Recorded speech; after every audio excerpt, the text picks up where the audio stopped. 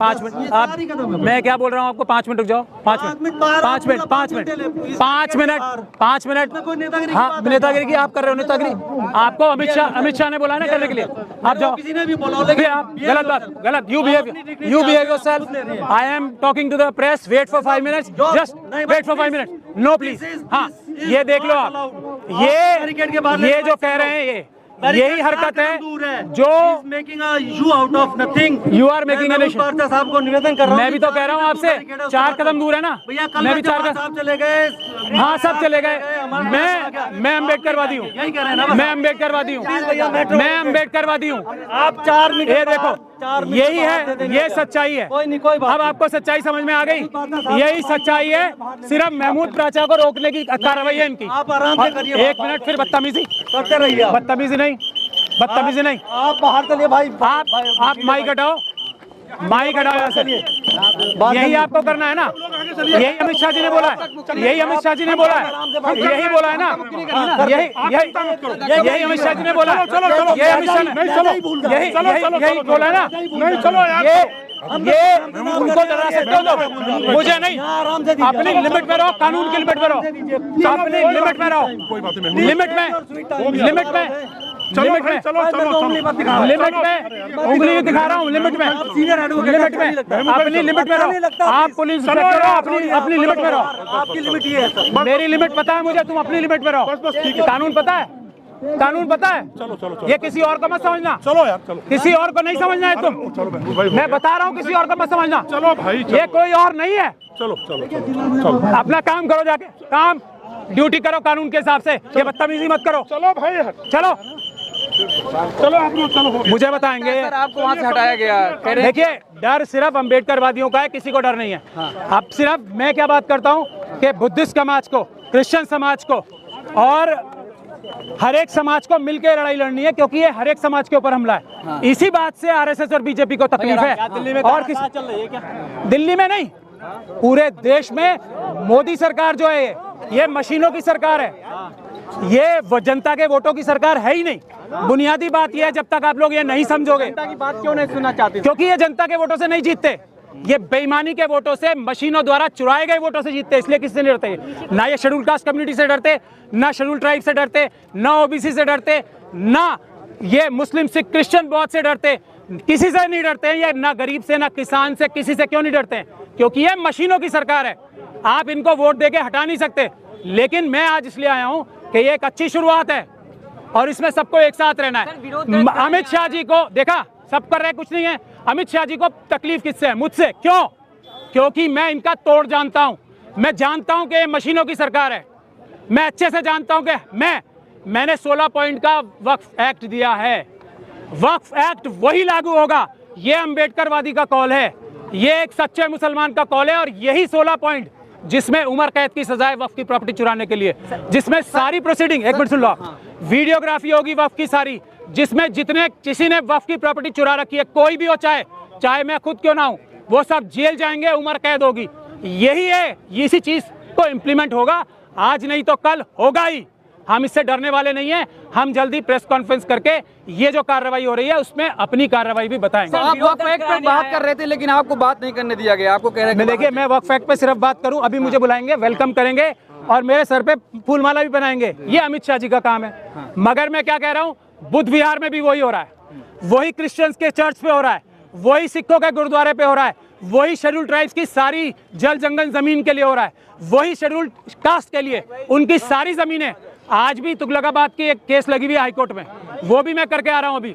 जो तुगलकाबाद में बाबा साहब डॉक्टर भीमराव अम्बेडकर की मूर्ति हटाई गई है, सब एक साथ है। देश की 90% जनता और ओबीसी के लोग तो अब साथ आ रहे हैं ना। जाट समाज कह रहा है हम बुद्धिस्ट है, आप देख रहे हैं ना। अब जब ये 90% जनता एक साथ है, तो 90% को जो एक करने की बात करेगा, वही अमित शाह साहब का सबसे बड़ा दुश्मन है। जो अम्बेडकरवाद की बात करेगा, जो अम्बेडकर समाज की बात करेगा, जो अम्बेडकर साहब का नाम लेगा, वही अमित शाह साहब का सबसे बड़ा दुश्मन है। ये आपको आज बिल्कुल साफ हो गई बात, के नहीं हो गई। 4 कदम बर्दाश्त नहीं हुए, 4 मिनट मेरे बर्दाश्त नहीं हुए। सरकार बसीद है, कह रही है कानून लाया जाए ही, क्या करेंगे? पहली बात यह है कि पुलिस को यह पता ही नहीं है कि आंदोलन का समय होता क्या है। इसकी भी पिटीशन दिल्ली हाईकोर्ट में डली हुई है। दिल्ली पुलिस कोई जवाब नहीं दे पा रही है। यहाँ रोकने की ताकत पुलिस में नहीं है। हम भी तो करते हैं प्रोटेस्ट, हम कोई परमिशन नहीं लेते क्योंकि हमें कानून पता है। पुलिस के पास परमिशन देने की ताकत ही नहीं है।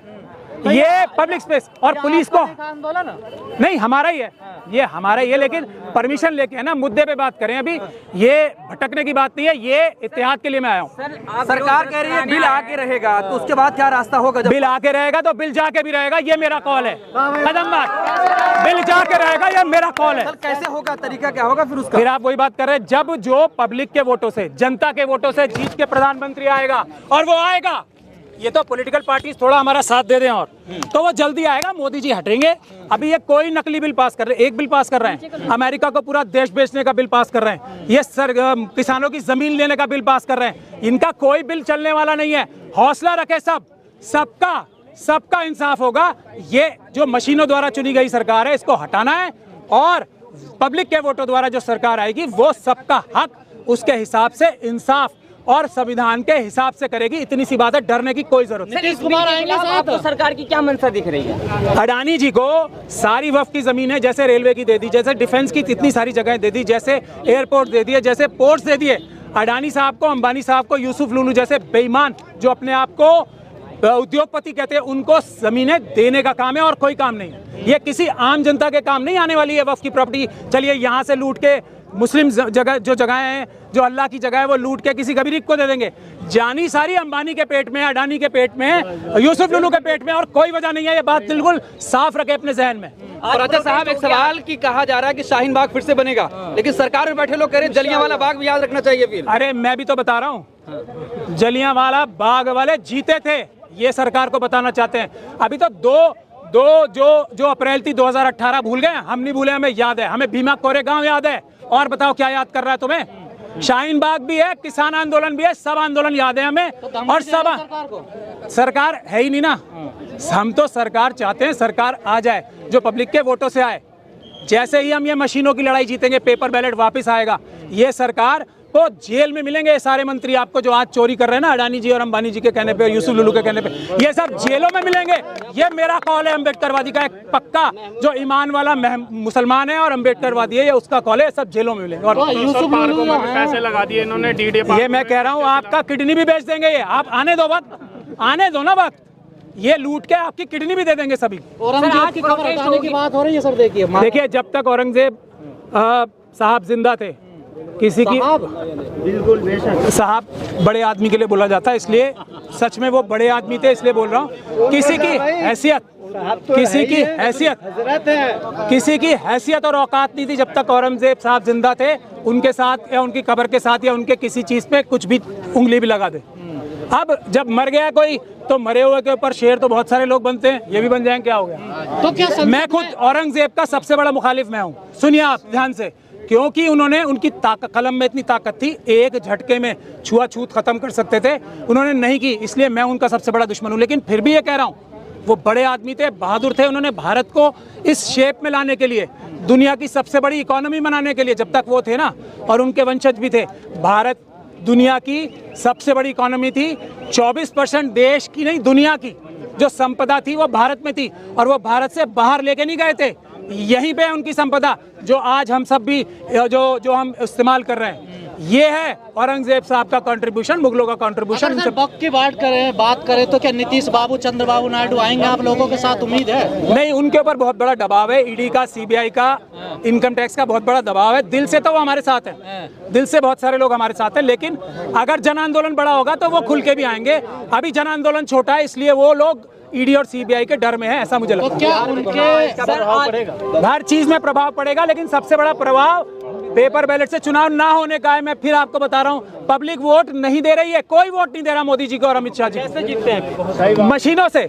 चुनाव में वोट चुराने की मशीनों से चुनाव जीतते हैं। सर, आप लोगों का अगला प्लान क्या होगा? आज प्रोटेस्ट हो गए। नहीं, आज तो मैं मुबारकबाद देने आया हूँ जिन लोगों की मैं थोड़ी तनकीद करता था, जिनके ऊपर, अगर कोई अच्छा काम किया है तो मैं इसलिए आया हूँ यहाँ। और अभी मुझे कड़कड़डूमा भाग के फिर जाना है, मैं फिर भी आया हूँ टाइम निकाल के। ये एक सॉलिडेरिटी, इत्तेहाद की मिसाल है। मेरी किसी से जाती लड़ाई है ही नहीं। कोई अच्छा काम करेगा मैं उसकी तारीफ करूंगा, कोई बुरा करेगा मैं बुराई करूंगा, सीधी सीधी बात।